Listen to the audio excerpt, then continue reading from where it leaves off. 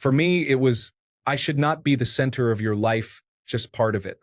You don't love yourself, and you're trying to find the love you lack in the love I give you, but I can't give you all of it myself. Story 1. My girlfriend and I were only 6 months into our relationship, and I made a monumental mistake at work while we were on leave when I tried to help a colleague remotely. I genuinely thought I would be fired for what I did, and the fear overshadowed our whole weekend. When I explained the situation and that I thought I should resign, she talked me out of that and then said, "Don't worry, we'll get through this." At this point in our relationship, she could have easily said, "You'll." But no, she considered us a team at that point. We are now 6.5 years together. Story 2. I'm tired of hearing your excuses, aren't you? Up until that question, I had always justified my shortcomings with some reason or another and thought that made it okay. I took a deep look at myself afterward, and she will always have my utmost respect for saying that to me. Story 3. Not every day, but the one that stands out the most. Wife of 10 years. I'm attracted, just not to you. We divorced soon after, filed a few days after my then 5-year-old told me that her mother was unfaithful, even though her little 5-year-old heart was too pure and innocent to understand the implications of her words. Story 4. You do not have to insert yourself into every conversation. Not bitter either. She was totally right, and it was an eye-opener for me. Edited to add. This was said in the context of friend groups, family, and work-type settings. I am not running around at a restaurant and speed dating conversations. Story 5. I want to keep dating even after we are together. My girlfriend said this during our second date. We did not have a label on it yet, but knew we were going in that direction. It really took it to heart.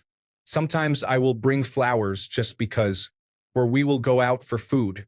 It does not have to be anything crazy, just a mini adventure. The other day it was nice out, so we played some mini golf. Worth every penny and every moment of my time to see her smile. Story 6. I was at Pat O'Brien's one night when I was living in New Orleans, and it was usually a good place to pick up a one-nighter. Anyway, I went up to this girl and asked how she was doing, and she replied, "Better than you're going to do." 40 years later, I still laugh about it. Story 7. Can you fake being happy because your mood is bringing me down? Whenever I miss her, all I have to do is remember that sentence when I was battling depression. Story 8. That's more than one sentence, original poster. These aren't lines I think about every day, but they stuck with me. You kissed me like you loved me, and it drove me insane. Forget me like you don't even care about me. I can't look at you without seeing her. Story 9. Anything else? When I asked a girl on a date and she turned me down. Sorry, I fell asleep on the couch. Another girl I tried to date who stood me up and told me this the next morning. Will things get a bit more relaxed with you at some point? When I was nervous on a first date and she could tell. Being a virgin at your age is kind of strange. When we talked about past relationships, there are probably a few more, but I'm trying to sleep. Story 10. Me. Can I take you out on a date? Her, no. Also her, starts giggling. The rejection hurt, but that's a part of life. Take the loss and move on. But the giggling never felt so low. Story 11. I have a boyfriend, but you are an awesome guy and you do not need to be nervous. You have everything you need to be attractive except the confidence. Story 12. I wish you came home and told me you cheated on me. I wish you died in a car accident so I had a way out. I have developed feelings for another man. My wife. Story 13. Dinner repeat unique wild telephone judicious rich adjoining sort beneficial. This post was mass deleted and anonymized with redact. Story 14. One from my friend and one from my girlfriend. My friend, out of the blue, said, "Thank you for existing." My girlfriend, when I was having a hard time because of a fight with my parents, said, "Remember you were doing this not to hurt them, but to make things better."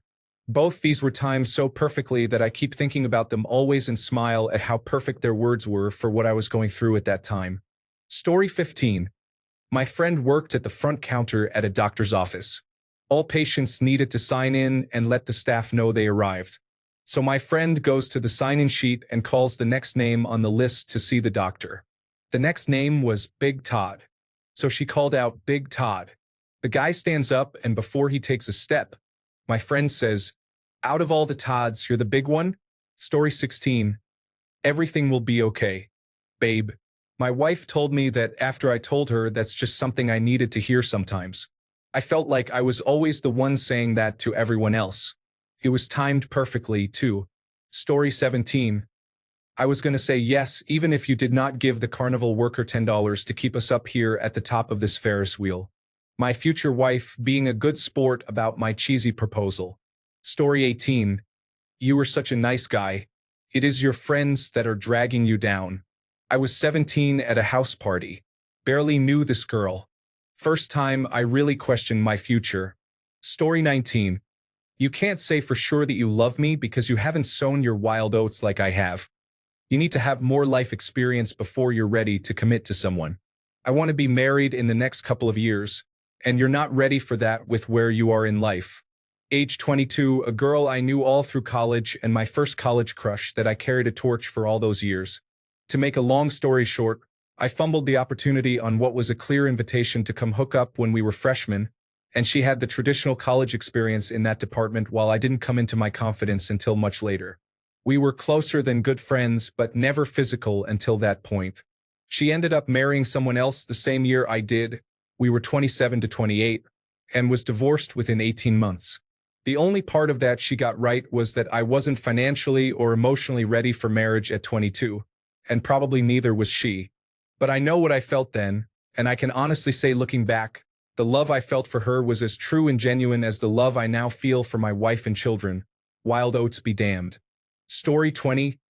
Goddamn bro, I hope you found self-love and that girl is still a part of your life. For me, it was, he's pretty good looking. I was 16, and my eyes and ears turned red. Story 21. You were a great guy, but you were not my guy. Said by my ex as she was breaking up with me the night of my college graduation party.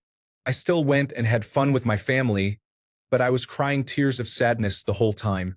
Story 22. Stay very loudly at the grocery store because I bumped her ankle by accident with the cart. She said it like I was a dog, and everyone stared at me. Safe to say I'm no longer with that person. Story 23. In 6th grade on the playground, after one of my friends did a back handspring, one of our female friends looked at me and said, "Now let's see your fat self do a backflip," and started laughing. This straight up shattered my chubby little preteen feelings. I'm 37, and I still know her to this day. We're friends on Facebook and have hung out a couple of times after high school. Over the years, when I got glimpses into her family dynamic, why she made that comment made more and more sense. Her dad was an abusive drunk, her mom was her dad's punching bag, and her older sister publicly insulted her for fun. She was an angry little girl. Story 24. If you cannot handle me at my worst, you do not deserve my best. She was quoting Marilyn Monroe, but the level of delusion and entitlement in that statement is amazing. A lot of men seem programmed by society to accept horrible behavior by women, and we really should not be. It is just toxic and should be called out for what it is. No one should have to handle another adult. That kind of entitled childishness should be unacceptable. Story 25. One time, an ex from way back told me, "You will never amount to anything in life," and I'm kind of glad she said it. Those words motivated me and pushed me to where I am right now. Story 26. My girlfriend when I was 19 gave me a compliment I was appreciative of, but which I wasn't sure exactly how to interpret. It was a long sentence, so I'm paraphrasing a little. I like discussing deep things with you because you're never condescending. You always give me the benefit of the intellectual doubt. Frankly, one of the most well thought out and honest compliments I've received. Story 27. When I was in the United States Navy, I ran a duty section full of women, with me being the only man. It was miserable. 18 to 21-year-olds, self-centered. We were pulling out of port the next day, so we had a list of tasks to complete. I was typically very easy on them. My duty section was sought after because I was so good to my people. It just turned out that I had all women for about 2.5 months. They were being ungrateful, making excuses, and making my life more difficult than usual. All we had to do was complete a list of tasks, and we would be off work. But they just wouldn't do it and kept resisting until I had to be firm with them. Finally, we had one last thing to do before lunch: clean a space.